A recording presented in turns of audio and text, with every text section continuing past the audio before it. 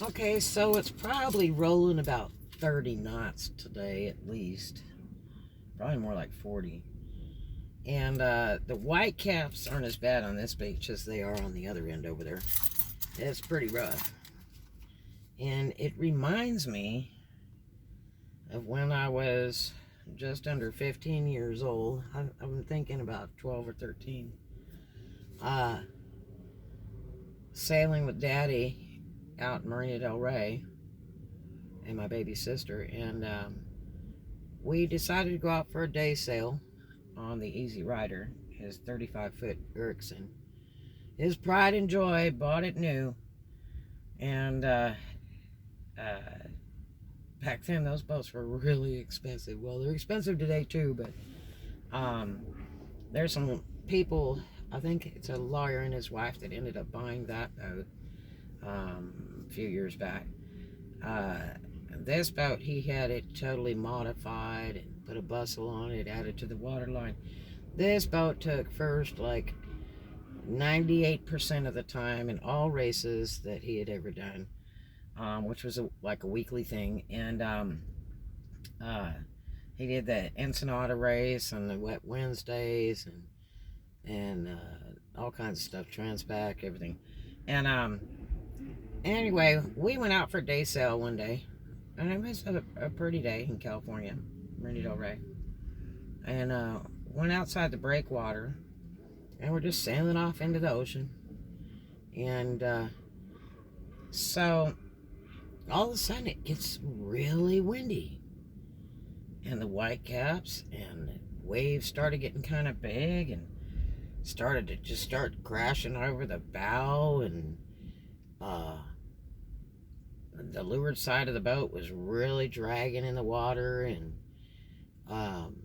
my dad, was at the helm. And this boat was really beautiful. It had all chrome binnacle cover, compass cover, and all that. And beautiful thing. It came up with at the helm, and with the wheel on it. And when you're dragging your leeward side a lot, it's really hard to be at the helm of that boat, because you're either going to try to push your way up and try to hold yourself up on the windward side, or you just give up and go to the leeward side of the bench. And this kid just ate it on this thing, riding like a freak, and these people were videotaping him. Not very safe.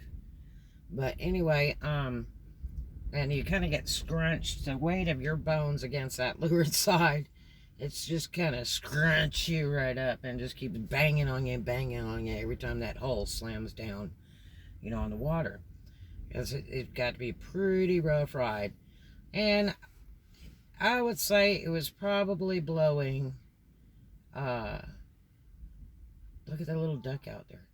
It was probably blowing 40 knots or better. I'm thinking 60. I could be wrong. But it was really cranking. And so Daddy decided with his two little girls that maybe it'd be a good idea if we took some of the sheets and tied them to us just in case we got thrown overboard. And it was funny because Daddy's always been kind of generic. You never really saw him sweat. He was quite amazing, very stern individual, and very intelligent. If you've ever heard the term overeducated, he was definitely that in the world of sailing and boats. And Naval Academy grad, was in the Navy, had his own businesses across the United States, Mexico, and Hawaii. And it was pretty world renowned back in that day, and then continued on. So anyway, we tied a sheet onto us, and just in case. And so we're wandering around the boat, and I think he was kind of deciding he better turn around because it was a bit rough. But now this is the kind of guy that the wave comes crashing over one side of the boat, soaks him completely, and he just stands there like a statue, and the stuff just drips off of him. I got used to seeing salt water dripping off my dad's eyelashes, his nose, all the years I've been around him, and it just is a normal thing. And so it started getting pretty rough. And then I could kind of see the fear in my daddy's eyes, and I had never seen that. Because, like I say, he was very level all the time. You never saw him sweat. And so, anyway, all of a sudden, wave comes crashing over us, and it's like, whoa, you know. I mean, every time the wave would come crashing over the windward side of the boat, it was just unreal. It was unreal, and the hull would bang down on that water, and you thought, God, I wonder if it's going to crack the hull and we're going to sink. It was bam, bam. And so, one of the waves that had come over, it was amazing that my dad didn't get blown off the boat. But, I mean, he's always had those liquid hands of steel, you know. He just, dude, you couldn't pry his cold, dead hands off a boat if you tried. Because that's just him. That's him, that's his life, that's him. So this big wave comes crashing over, bam! And all of a sudden, you see the binnacle cover come off, which looks like a stainless steel mixing bowl turned upside down. It, you know, covers the compass, because when you take it off, it's just all glass, and if anything hits it or drops on it, then you've got to replace the compass, and it's really expensive. And so, you know, if you've got really foul weather, you try to keep that binnacle cover on, and it protects it in case anything comes flying and banging on it and shatters that glass. But it's so much easier to see the compass while you're at the helm when that cover is off.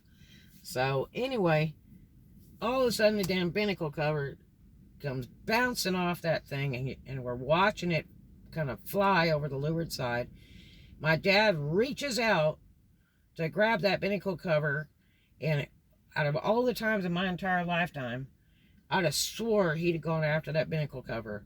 He was just like, I mean, you could see the stress in his face. You could feel the pain, okay?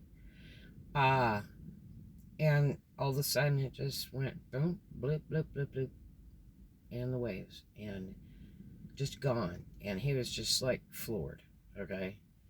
But he was just trying to keep his composure. He was very, very good. He's always been very good about keeping composure.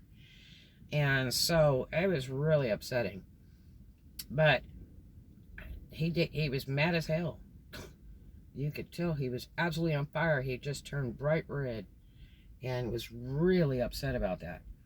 Well, when we finally got back into the marina and that, and out of that funky on-the-spot boom weather, really strange. I mean, it was just like a feudal storm, just like that. And that's in California. I mean, it's just not like that normally. It's kind of all year round 70 degrees and very beautiful. And when it rains, it's like no rain at all, unless you live in the South. Then you know what real rain is. That's when you can't get to your car from the front door without looking like you jumped in the bathtub. In California, they get all scared of some sprinkles, and they're not even getting wet. When I drove my convertible in California, I used to drive it with the top down most of the time in the rain, because the rain would never hit me. Try that in the South. It won't happen. You'd be driving a big bathtub. But anyway, so when we got all done with all that and put the boat up, pretty scary ride. But I mean, we were raised sailing since babies, and both of our parents are very iconic people out of the sailing industry, and that can be problematic too. If people know who your parents are, then they think you're spoiled and everything you own they're giving you, and that's not true. Especially in my dad's case, he was not that kind of dad.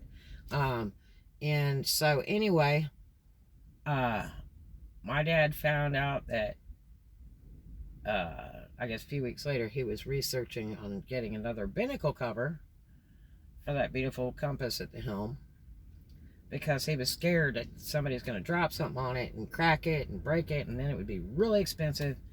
And so he's researching it, and it's like $1,000 to get another chrome binnacle cover.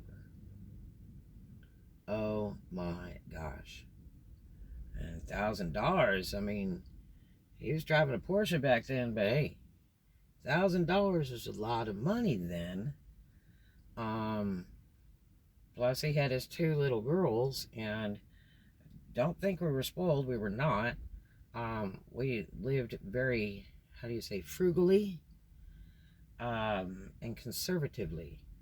My dad was never rich at that time. He was kind of well-to-do, but he would not have considered himself rich. Years later, he did really incredible in his business, but at that time, he was just kind of a median. You know, he was making it, you know, paying the bills, and you know, successfully running the business. Had a lot of business, you know, and that back then. And he had not yet opened the schools in Mexico and Hawaii yet. And but was looking forward to doing something to that effect. Although those didn't really last that long when he did do those.